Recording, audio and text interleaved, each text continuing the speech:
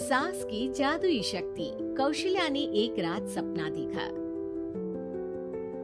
कौशल्या राजपूत, तुमने किए हैं जीवन में अच्छे अच्छे कर्म, इसलिए अब से जब तुम चाहो गायब हो सकती हो, जिसके लिए तुमको सिर्फ चुटकी बजानी होगी और चुटकी बजाते ही तुम गायब।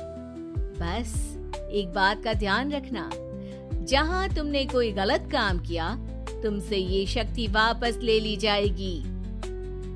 कौशल्या की नींद टूट जाती है। ये कैसा सपना था? गायब हो जाऊंगी मतलब? हे भगवान, कंबल ओढ़ के सो जाती हूँ, सपना कंबल के अंदर नहीं घुस पाएगा। कौशल्या डर के मारे कंबल ओढ़ के सो जाती है। सुबह कौशल्या मंदिर जाने लगती है। अरे बहू, जल्दी चल, भिखारियों को खाना भी तो खिलाना है। हाँ माँ जी, अभी आई। आज तो खीर और पूरी बने हैं, सब खुश हो जाएंगे।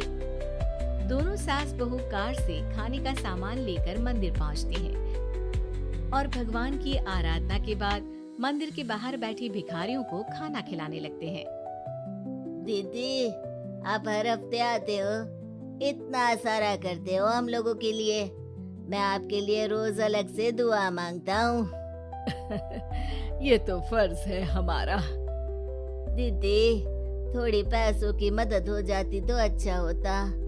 बड़े चौराहे पे मेरी बीवी भीख मांगती है, उसका इलाज करवाना है, 100-200 रुपए लग जाएंगे।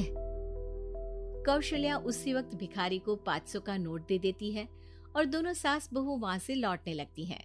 तभी कौशल्या को कोई शंका होती है। अब बहू रुक, तो मैं अभी आई। कौशल्या वापस वहीं जाती है तो देखती है कि भिखारी वहाँ है ही नहीं। कौशल्या को रात का सपना याद आता है।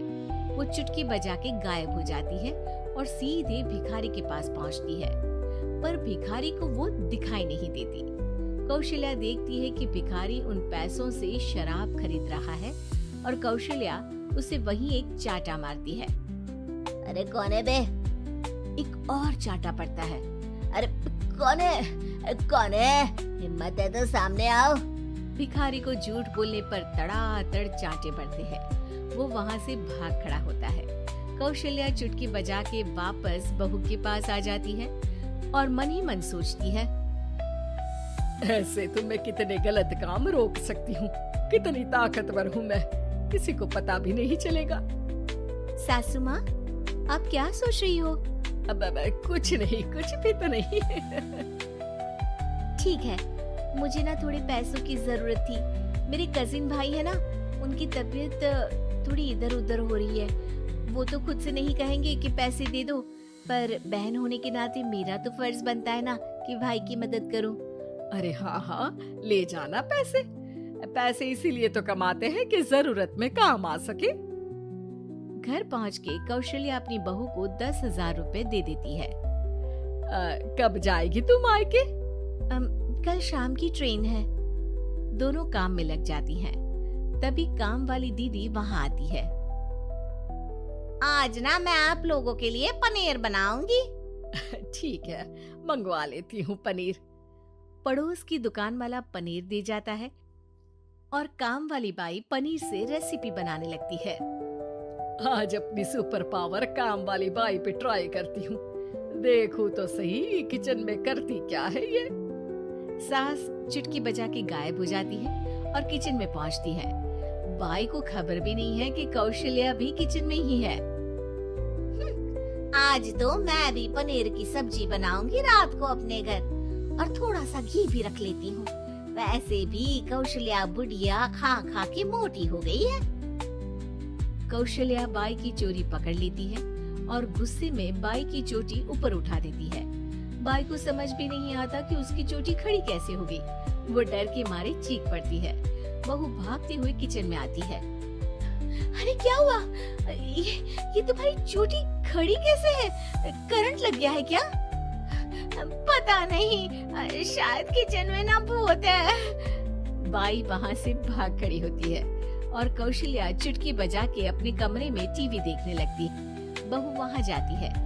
माँ जी, किचन में ना भूत है, बाई भाग गई। अरे भागने देना, भूत का तो पता नहीं, किचन में चोर जरूर था और वो थी अपनी काम वाली। अच्छा हुआ चली गई। बहू को कुछ समझ नहीं आया। उसने किचन में जो देखा उसके सदमे में जो थी वो अभी तक। अगले दिन बहू अपने मायके के लिए निकल जाती है। कहीं भिखारी और काम वाली की तरह बहू भी तो मुझे धोखा नहीं दे रही। अरे कहीं वो पैसे ले जाके शॉपिंग तो नहीं करने वाली ना। अभी पता लगाती हूँ मुझसे कुछ छिपा है भला।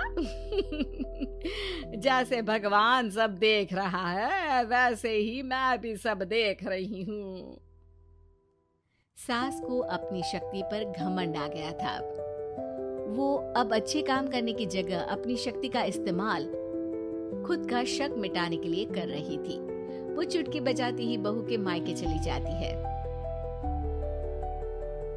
भैया, आपने बताया क्यों नहीं कि इतनी तबीयत खराब है?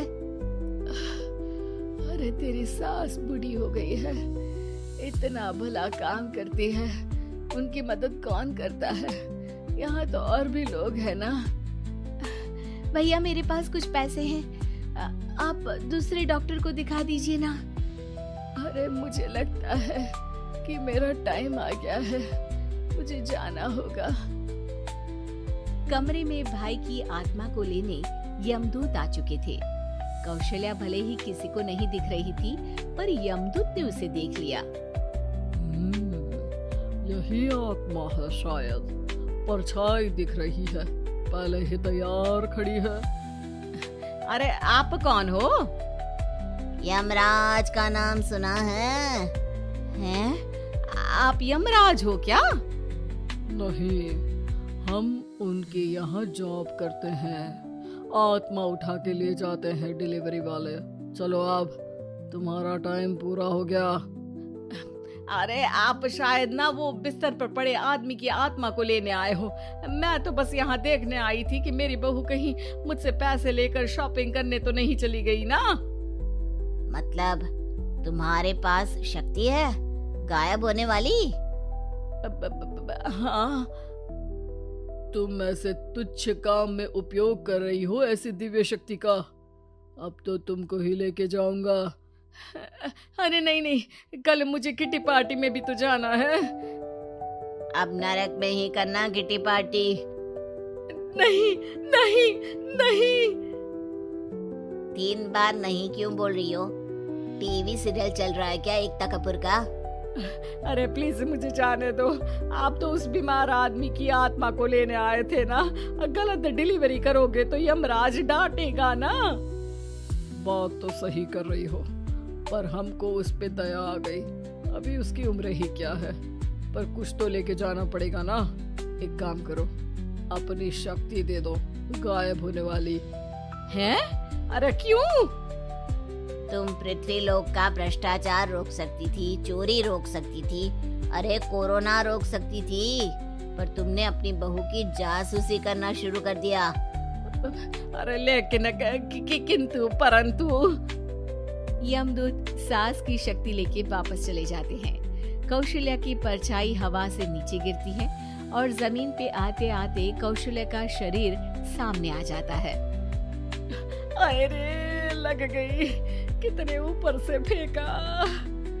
माँ जी, आप यहाँ ऊपर से कैसे गिरी? अरे समधन जी, आप अचानक कमरे में। सब घबरा जाते हैं। सास बहू को सारी बात बता देती है। ये लो आपके 10,000 रुपए। आपको मुझ पे इतना भी भरोसा नहीं है? अरे बहन, मुझे दर्द नहीं हो रहा है, अब अचानक से सब अच्छा होने लगा है। अरे तो फिर बिस्तर से उठ जाओ और मुझे लेटने दो। गिरी हूँ ऊपर से तो पूरा बदन दुख रहा है। भाई को तो यमदूत ठीक करके जाते हैं, पर कौशल्या देवी दर्द के मारे बिस्तर पर आ जाती हैं।